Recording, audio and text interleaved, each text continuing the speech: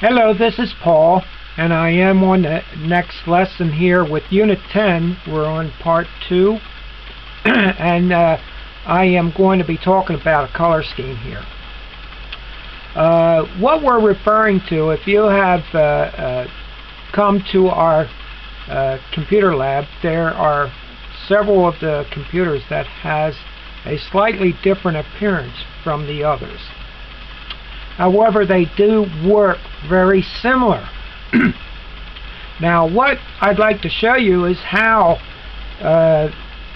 this can be set to have different appearances like you have seen in there.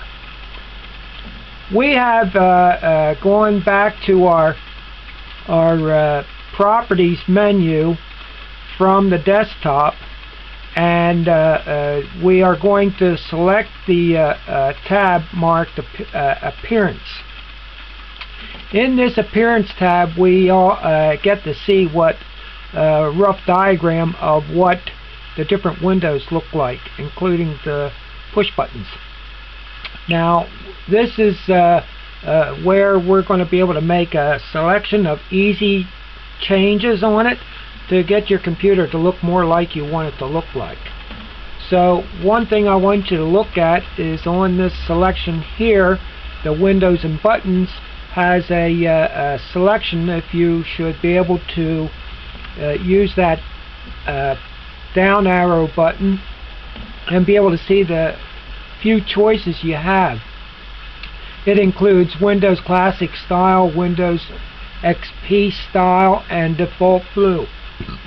So we do have those three selections to choose from, and they will affect the appearance of everything on your screen. Now, in addition to making a choice of one of those three, we do have a couple color schemes to choose from as well. One is the default blue, there is an olive green, and a silver. And you might have seen some of these in there in our computer lab, as it has been changed.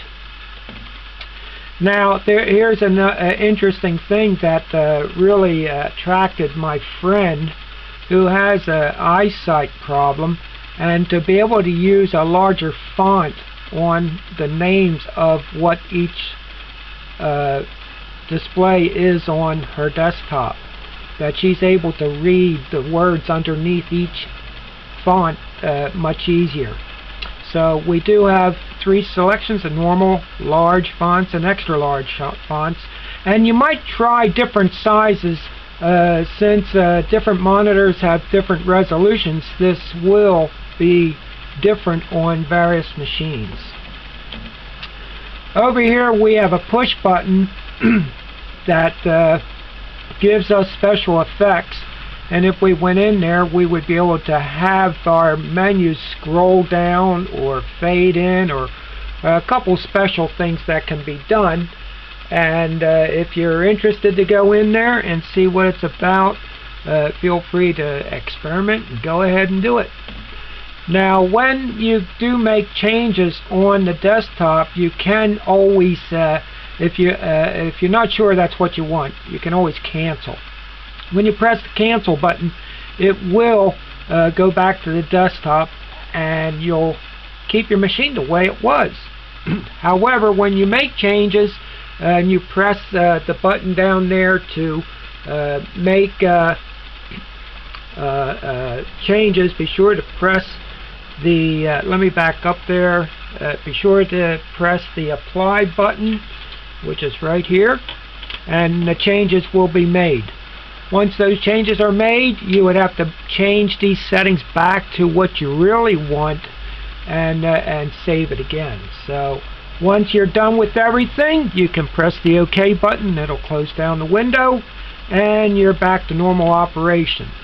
Now you're ready to go to the system sounds and have this presentation. See how you can change the sounds of what you hear coming out of your speaker.